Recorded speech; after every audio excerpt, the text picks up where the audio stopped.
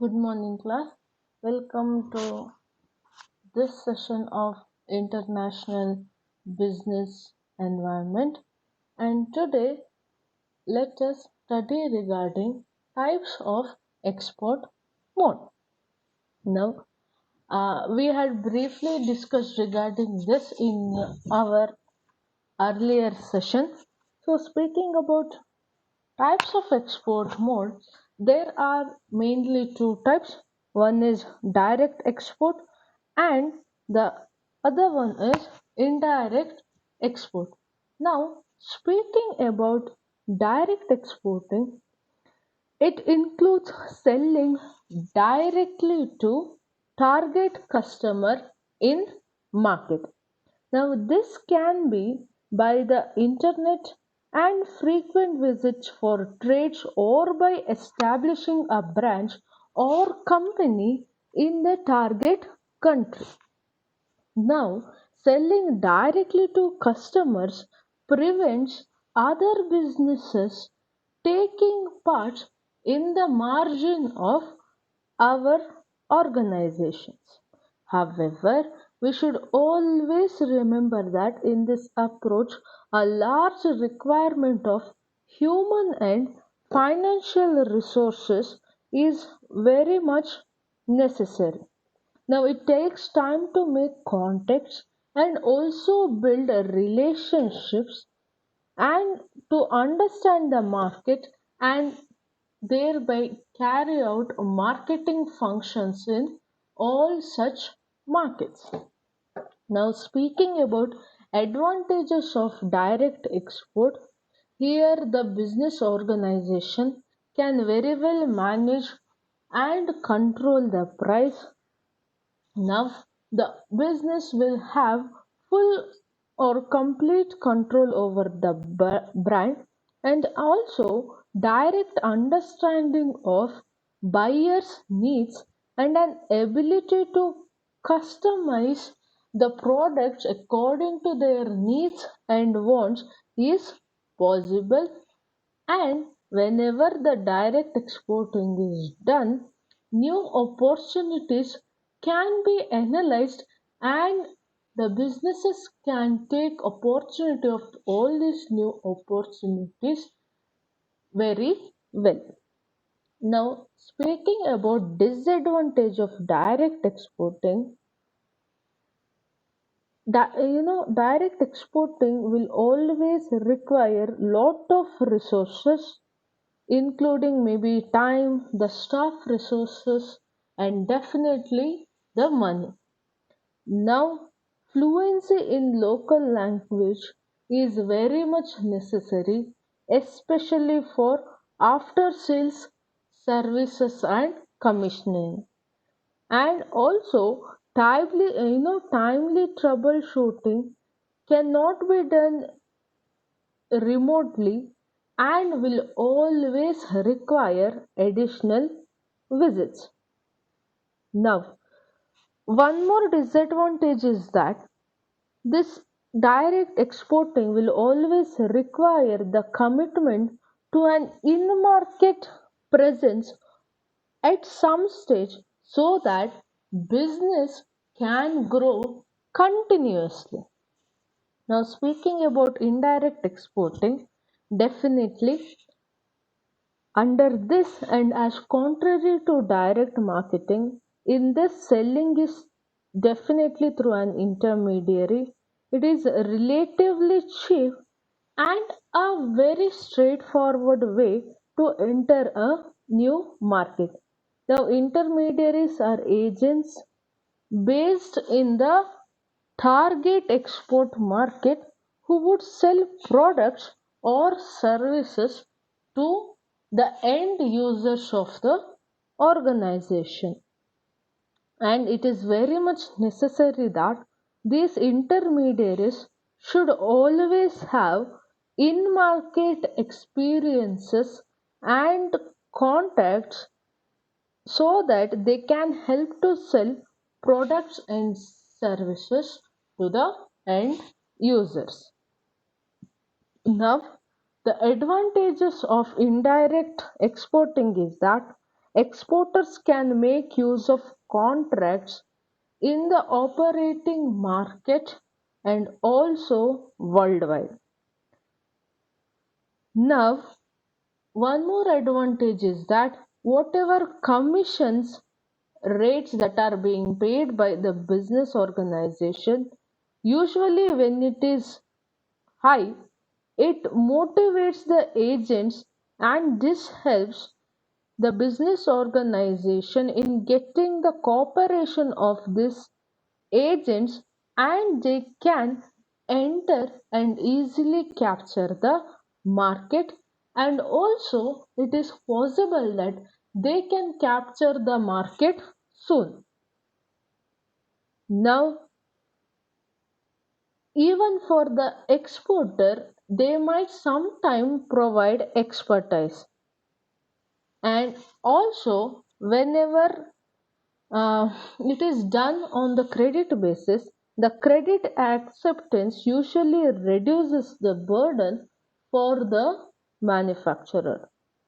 Now, the disadvantage is that these intermediaries will always require sales support, and also that these intermediaries definitely take up some margin. And it goes without telling that the business organization will not have any direct contact with the end customer of the business. And also, because they do not have direct contact, manufacturer will have little control over the actual financial transaction, and also that manufacturers cannot learn about the overseas market, and this might result in slowdown of the expansion of business. Moving forward, let us now discuss regarding foreign investments, or what do we call as foreign direct investment. Now, foreign investments implies flow of capital from one country to another in exchange for especially ownership stakes in domestic companies or other domestic assets. Now, this foreign investment usually signifies that the foreigners take active role in the management as a part of this day. Now, even this foreign direct investment or foreign investment has its own advantages. First being the employment rate would be increased because of the foreign investment, and whenever the foreign companies will have very good technology, and if they are investing in those company who might be having less technology compared to that of theirs, it will always lead to technological development through technology transfer. Now, this foreign direct investments also usually provides capital from capital rich countries to capital poor countries. That is to tell, usually because of foreign direct investment, it is helpful to those countries who cannot raise capital for doing the business, and the shortage of funds would be made good by those countries which would be having excess of funds in their hands for the purpose of business. Now, Under this, host country can take advantage of high quality or superior research and development and managerial expertise, and also that it definitely helps to increase living standards and economic growth of both the countries, because when we invest and we get profit, it would increase the living standards of home country and also the host country in terms of maybe giving them employment or in terms of increasing their sales, I mean salary and such other things. Now, even foreign direct investment has its own disadvantage. The first being is that loss of control over decision making, and this may lead to conflict with the host country. That is to tell, definitely when somebody else is going to invest in one of the business of domestic country, a part of management will definitely be given to those who invest. Along with the management, the decision making power also would be shared. And because of the difference in the interest between the home and host country, it might lead to conflicts.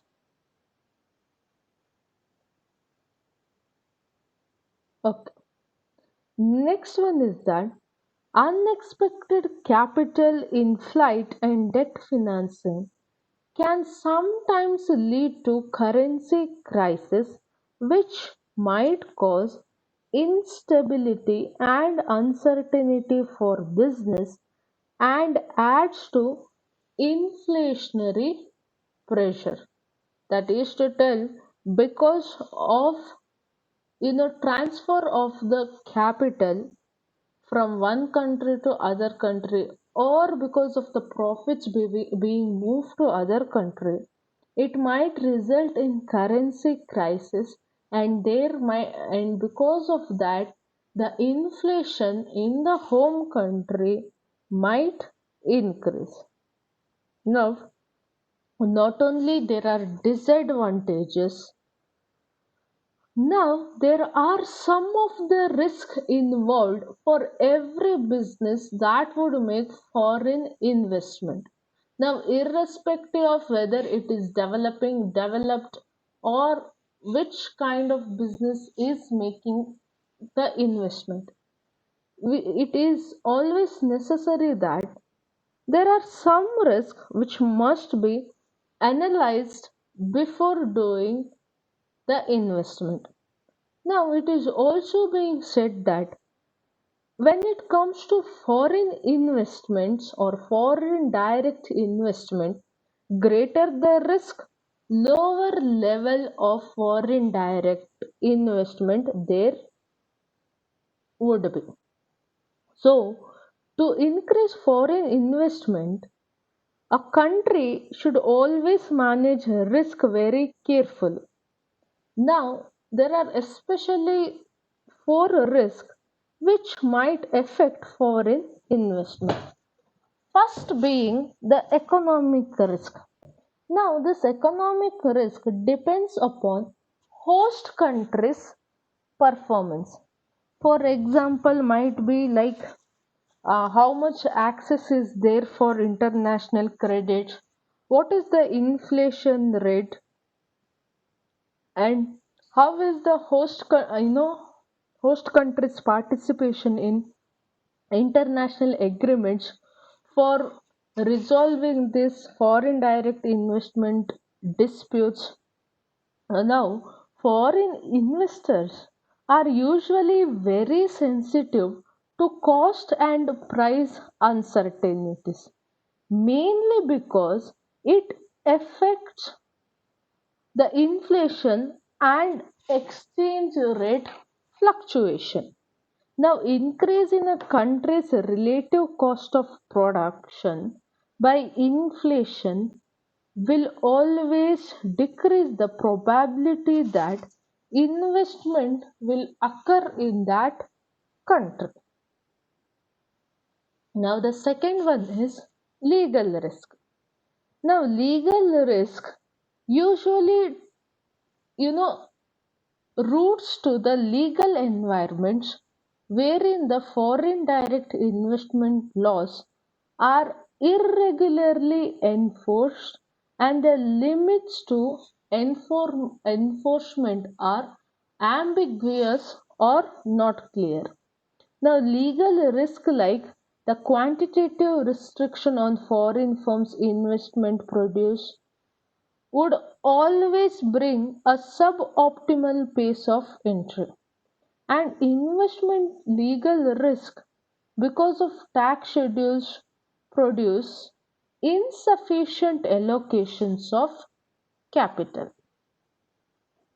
That is to tell, any of the risk it might be, the more the risk, the less investment would be done by the foreign investors. Moving forward, one more risk is political risk. Now, these political risks are primarily the expropriation of assets and the reversal of government policies. Now, political instability will always result in decrease in both the volume and also the rate of investment, even if to different degrees for different industries. Now, one more is infrastructure risk. Now, speaking about political risk means primarily the expropriation of assets and the reversal of government policies. Now, infrastructure risk results from incomplete and inferior communications and also transportation networks. Firms will usually delay their investment decision and wait for more favorable conditions if risks are present in host country. Now, speaking about the emerging economies, to achieve optimal levels of foreign direct investment, it means reducing the risk of investors to distribute foreign direct investment among competing locations and inefficiently among sectors.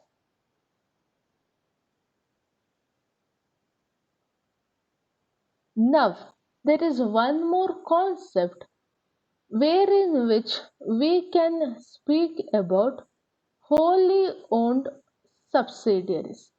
Even this is one of the entry modes in business organization. Now, usually when it comes for business organization, many organizations usually prepare to establish their presence in foreign markets with 100% of ownership through wholly owned subsidiaries. Under this method, organizations obtain greater control over operations and also higher profit since there would not be no any ownership split agreement. But such entry methods definitely requires large investment and will always face high risk, especially in the political, legal and economic areas. Now, there are two approaches for the wholly subsidiaries entry method. One can be through acquisition and the other can be done through greenfield investment. Now, speaking about acquisition is nothing but I, as an investor in one of the foreign country or the host country, I would be buying the stakes of some other company, either partially or wholly.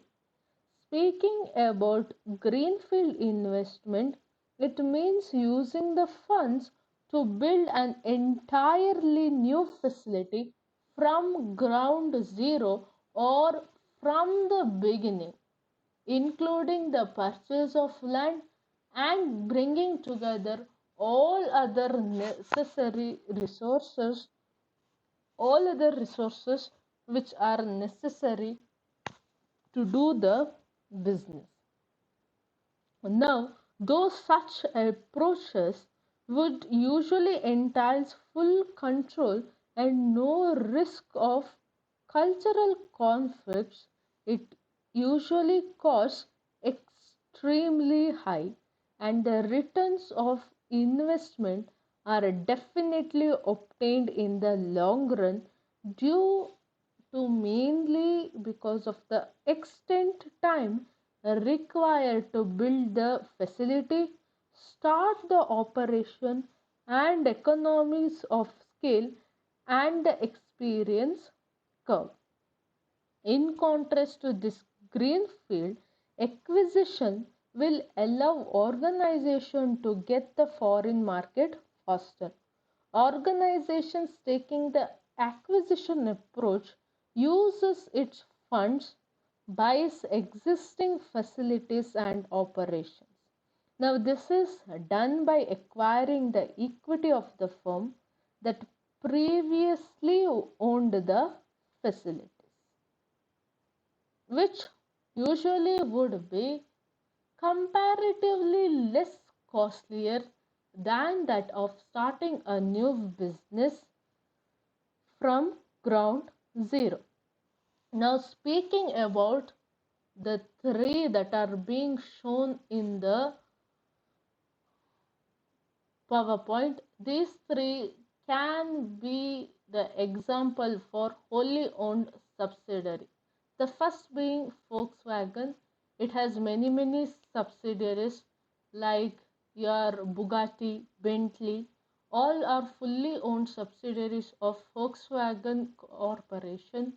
And speaking about Walt Disney, it has its own wholly owned subsidiary, uh, the Marvel Studios, and even Starbucks has its subsidiaries in different countries.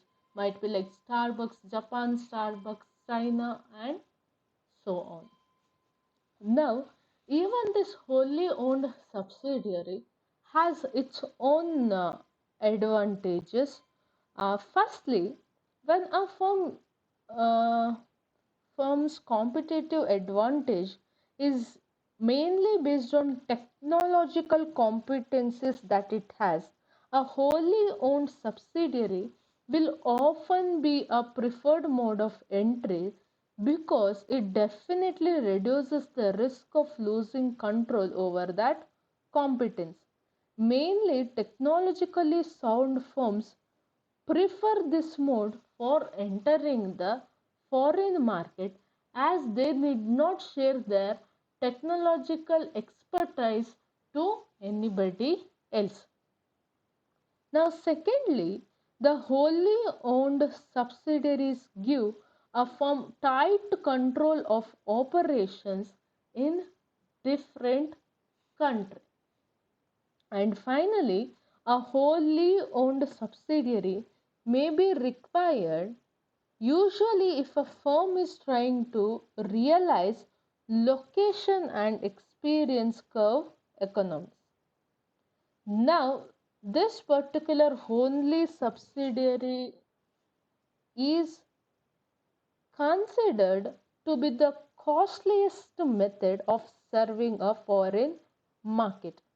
The firms choosing this mode of entry has to incur total capital costs and also undertake the risk of setting up overseas operation. The risks are a bit lower if the host country enterprise is acquired, but acquisition have different set of problems. But the decision to go for acquisition or greenfield venture will always prove crucial for business organization. Now we have studied different types of entry modes. So let us try to understand the advantage and disadvantage of each entry mode.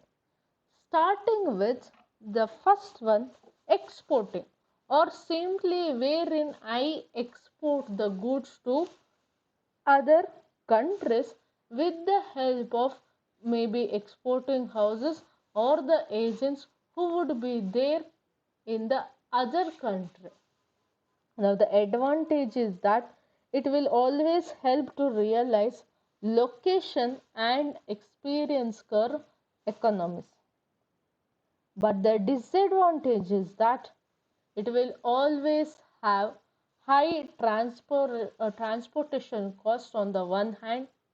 Definitely, there would be trade barriers, and also sometimes because under exporting more than any other kind of business, many agents are involved, it would create problems with local marketing agents.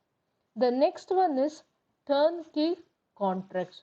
To briefly tell about turnkey contracts, it is a contract, a kind of contract wherein by paying commission, a business might have given a project to other business which would be very well established itself in terms of management and technology.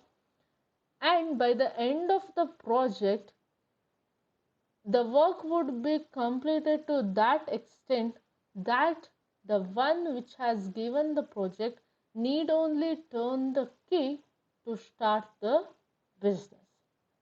Now, the advantage of it is that it would give an ability to earn returns from the process, and also technology skills in the countries where foreign direct investment is restricted.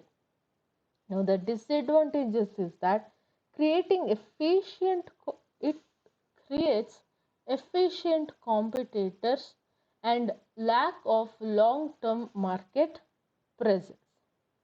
Now, the next one is licensing.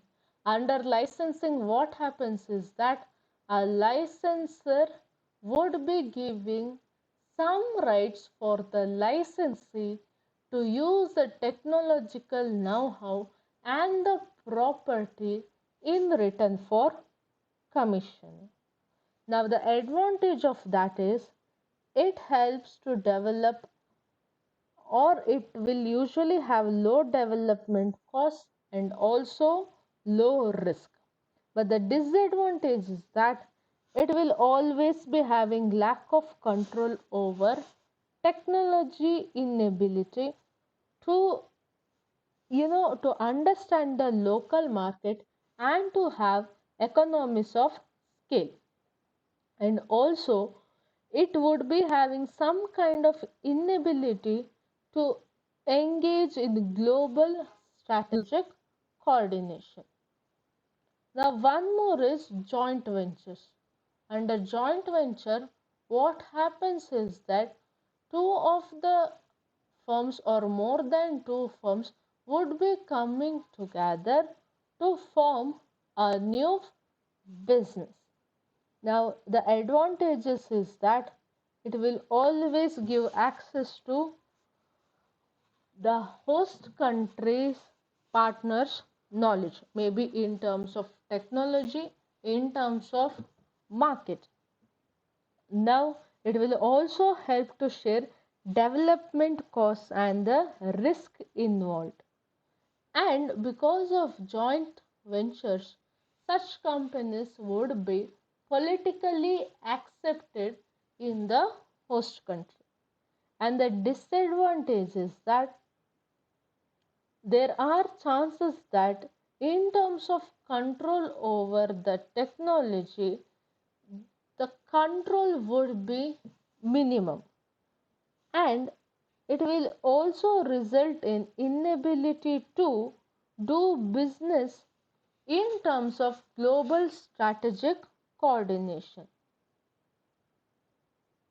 And also it results in the inability to realize economies of scale and to understand the local market, because under joint ventures, when you know that the other partner would have full expertise over the local market for the benefit of the organization, the work to develop the local market further will be given to the partner itself.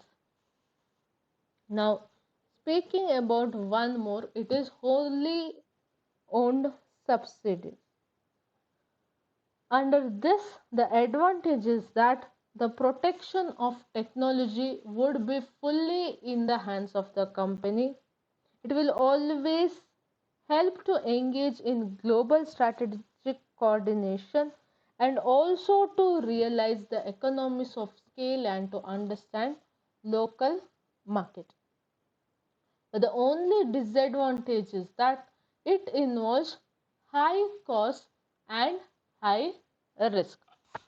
So, for hereby we complete this part of the first lesson, wherein we have tried to understand different entry modes of businesses in international arena. So until now, from the beginning, we have understood maybe the importance, nature and scope of international business and modes of entry into international business and approaches to international business, and along the while we studied, we also discussed internationalization process and how managerial implications are being done, or what is the importance of managers in doing international business. So moving forward, one more topic in the first chapter is trade theories. Now, this is one of the important topics. Now, under trade theories, we shall try to understand how trade used to be done earlier and what were the thinking behind, what were the ideas, especially in the olden days regarding international business and how it has changed these days.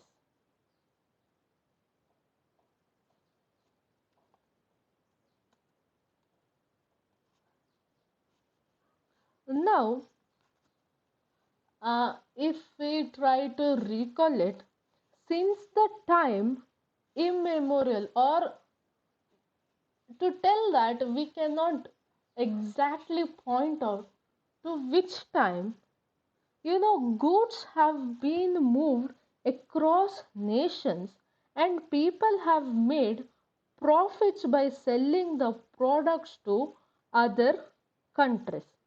Now, goods were moved from one country to other country, especially those goods which were not available in other countries for their disposal and which was present in the home countries in excess for the disposal. Now, as per the principle of classic economics, usually there used to be four basic factors, or in other words, resources which resulted in the factors of production. The first one is definitely the land. Now, when we speak about land, it could be land, the minerals, or the natural resources on which a business used to have stake. The next one is labor. Now, when we speak of labor, we should always remember that it includes both the physical capacity of the human resource and also mental capacities of the human resource or individual. The third factor is definitely capital. When you speak about capital, it is maybe the money, the tools, the machines, and also the factories that is used in the production or to facilitate the production. And the one more factor of production is entrepreneurship. Now, the availability of natural resources, labor, and capital is definitely not sufficient to ensure economic success.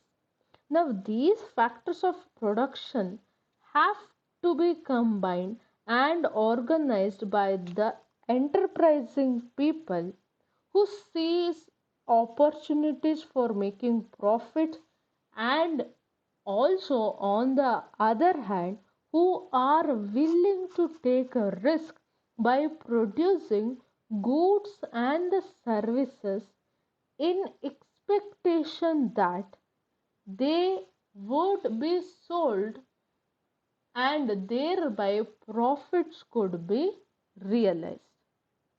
But however, for the success in business, it is not just a matter of what resource we have, but also it definitely depends upon how well we can use the resources that are available.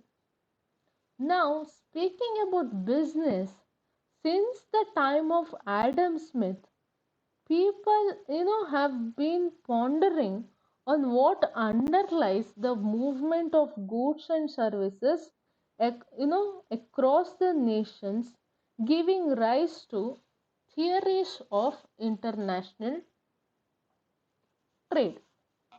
Now, as the time changed, the nature of economies or the economic activities also underwent a change, and according to the ways to look at the underlying factors which would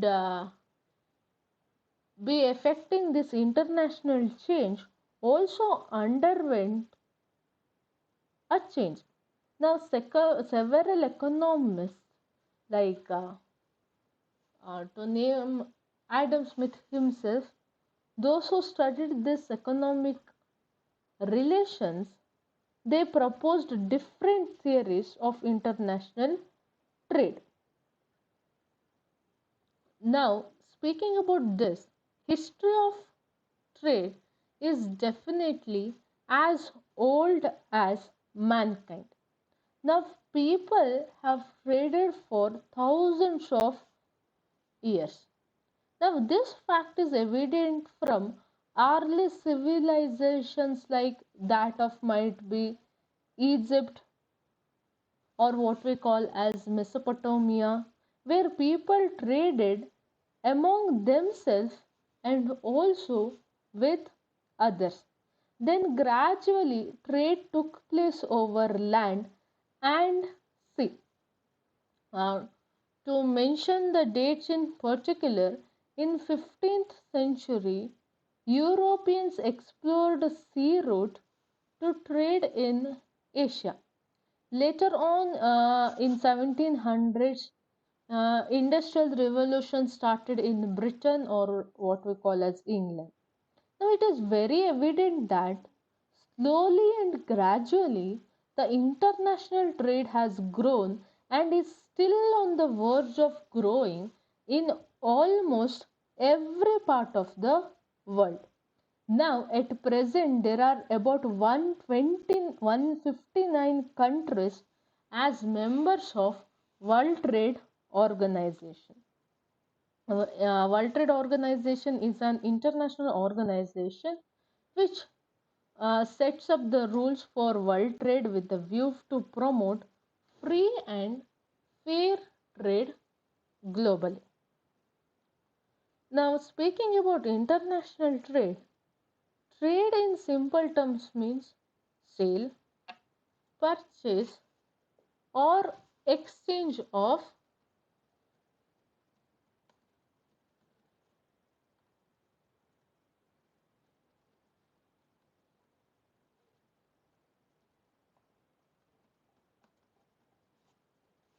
Now, speaking about international trade or trade, in simple words, it means sale, purchase, or exchange of goods and service between people or the entities. Now, from the international perspective, trade would arise when sale, purchase, or exchange of goods or services takes place across the national boundaries. Now, there might arise a question regarding why does nation engage in international trade. Now, the main question in economics of trade is the same, why nations trade. Now, what needs to be clarified is as to why they trade. The availability of middlemen and transport can only facilitate trade, never cause it. So, why? In the first place, do they do so? What it that makes people who live far away, who speak different language and operate under different legal and economic system, take the trouble of exchanging goods and services? Now, to answer this question, mainly there are three views. The first one is the economic view, the second one is a resource based view, and the third one is institutional based view.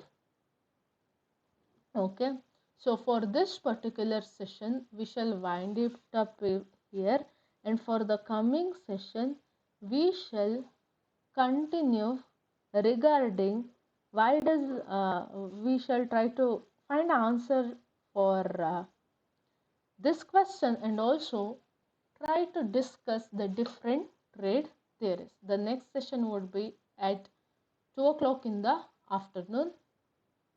Thank you, class, for your patience listening, and you can leave the meeting as of now and come back and join later in the afternoon.